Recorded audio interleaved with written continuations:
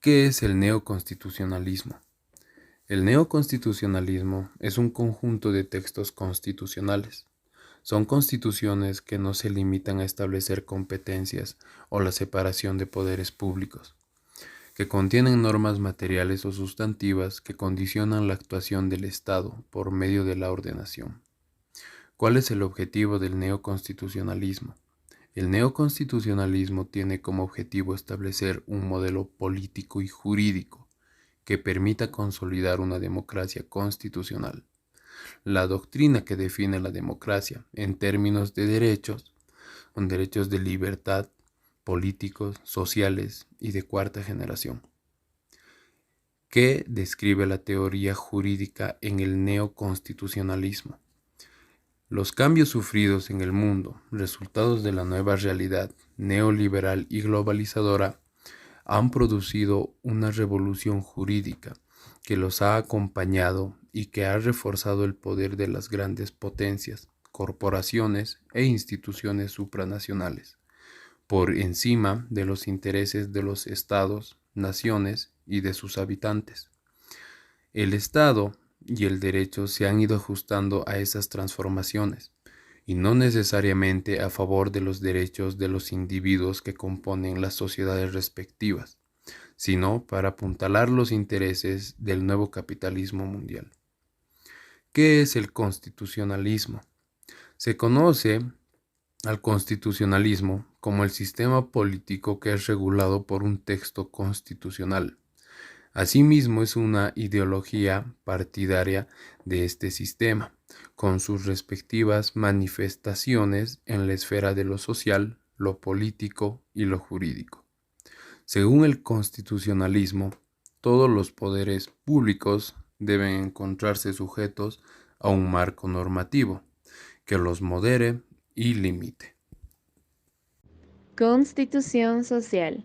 Se conoce con el nombre de constitucionalismo social el movimiento que tiene como objeto defender y promover la inclusión de los derechos sociales en los textos constitucionales de las naciones. En este sentido, la primera concretización del constitucionalismo social lo supuso la Constitución de México de 1917, pues esta fue resultado de los ideales de la Revolución Mexicana. Paulatinamente, otras naciones alrededor del mundo han ido incorporando propuestas de este orden en su respectivo marco jurídico y legal. Neoconstitucionalismo, o también denominado nuevo constitucionalismo, uno de los fenómenos más interesantes del constitucionalismo.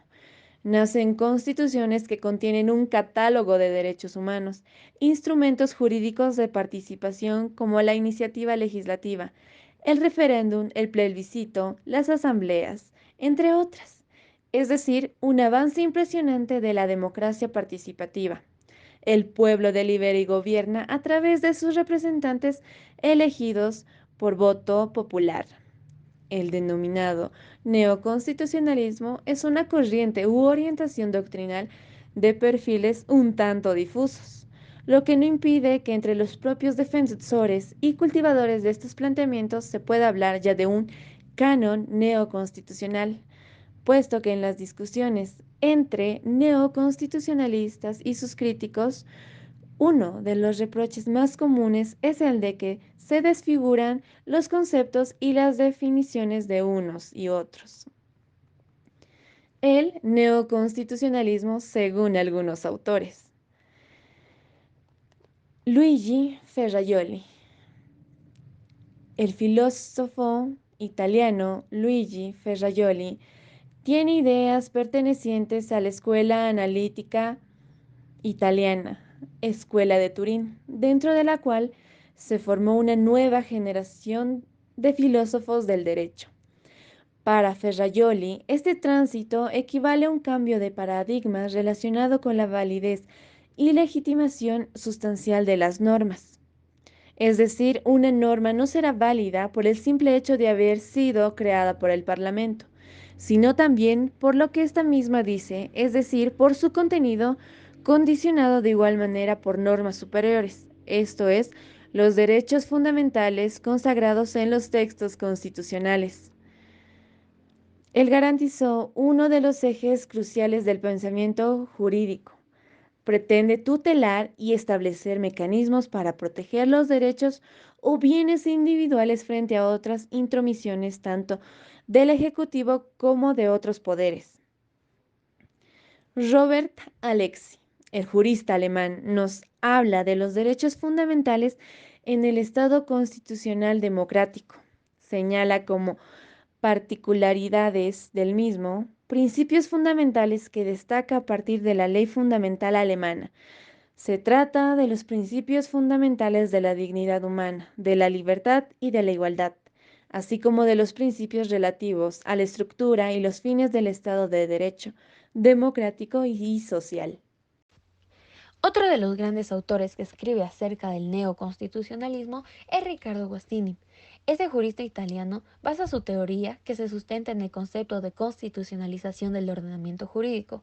Cuando Guastini se refiere a la constitucionalización del ordenamiento jurídico, propone entender un proceso de transformación de un ordenamiento al término del cual el ordenamiento en cuestión resulta totalmente impregnado por las normas constitucionales.